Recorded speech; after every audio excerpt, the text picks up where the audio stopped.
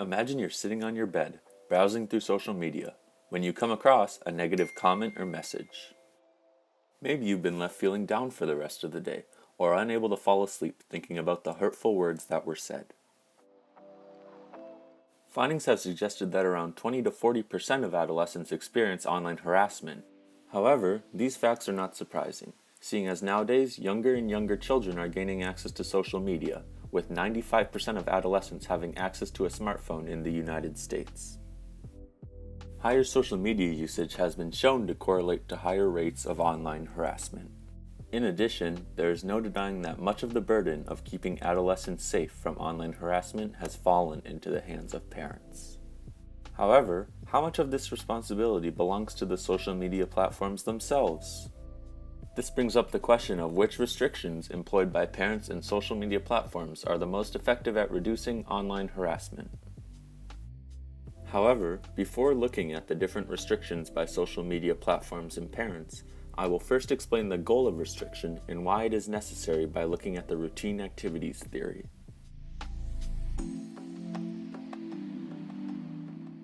Cohen and Felson's routine activities theory was published in 1979 and attempts to explain why a crime takes place.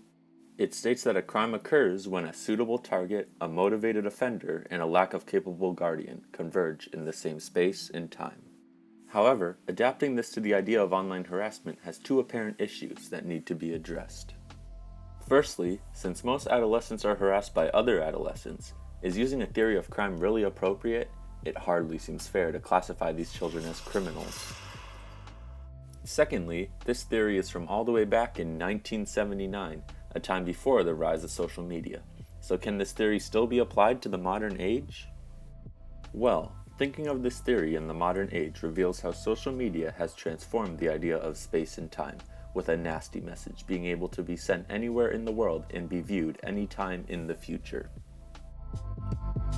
In the vast land of social media, there is a seemingly infinite number of suitable targets and motivated offenders, which combined with the lack of supervision creates the perfect opportunity for crime, or harassment in this case, to occur. Therefore, the lack of capable guardian part of the theory is fulfilled by the lack of proper moderation or restriction of social media. Restrictions by social media platforms are often the first line of defense to preventing possible harassment before it exists. The most notable restriction is the minimum age limit. This restriction is due to COPPA, which stands for the Children's Online Privacy Protection Act.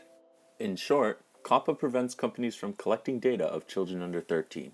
Therefore, in order to not deal with this, companies will simply restrict anyone under 13 from using their platform.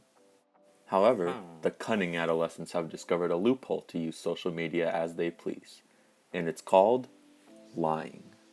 With the click of a button, you can simply just say you were born in 1950, then boom, you've broken in.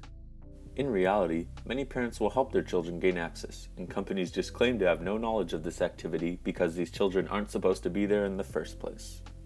Companies do have more direct strategies, such as banning users or removing posts that violate their terms of service.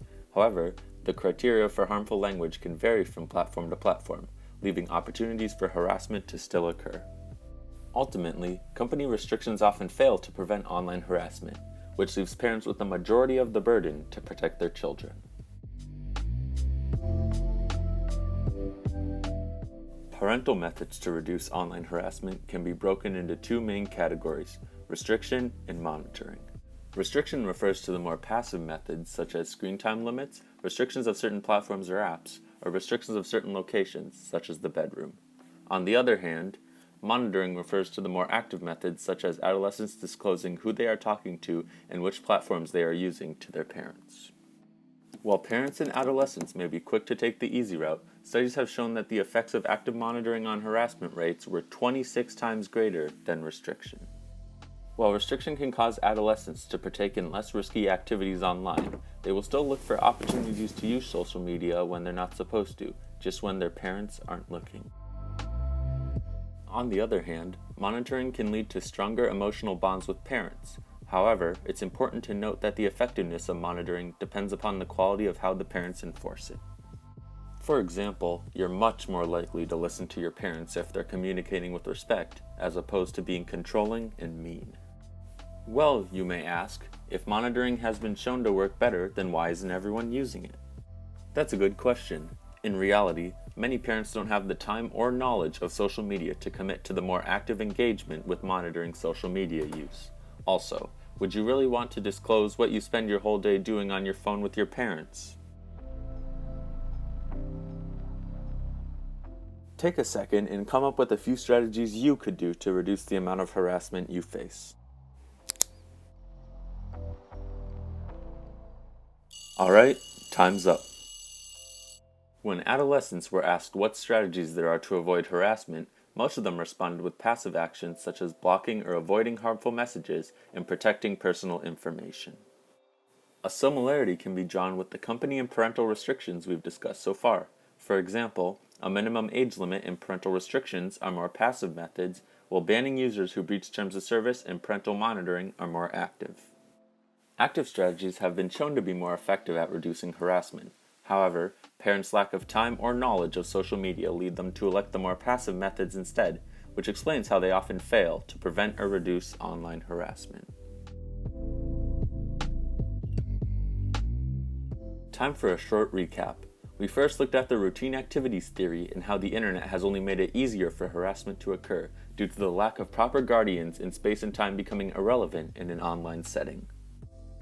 Next, we found out how this guardian role can be fulfilled by either social media companies or parents. However, most of their current methods fall short of successfully reducing harassment. Ultimately, stronger company policies to crack down on harassment could work. However, without a financial or legal incentive to do so, will social media companies really make this their priority? Probably not. Now, as I show the credits, I just wanted to thank you guys for making it to the end of the video, and feel free to leave a comment down below if there's anything interesting you learned or anything else in general you'd like to share or add. So anyways, that's all from me for now, so as always, good luck with your guys' endeavors and have a fantastic week.